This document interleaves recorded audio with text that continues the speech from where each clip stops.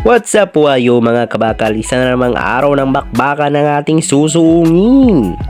Ngayong araw mga kabakal ay medyo mahamog dito sa aming lugar gawa ng medyo may kalamigan pa dito sa Japan. At yun na nga nasa company na ako. Outcheck muna. Let's go minasang! So ngayong araw madami na naman ang aming schedule. As always pagod na naman pag-uwi. Matik sa lumpas ulit katapat nito. Nako po!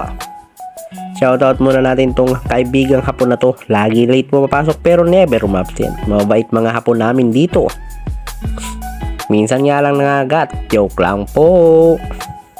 Dito kami nagwo-work mga kabakal. Production area para sa maliit na parts na barko ang aming ginagawa. Maswerte kami dito kasi di kami nababasa ng ulan di gaya sa barko. Shoutout sa mga family namin sa Pinas.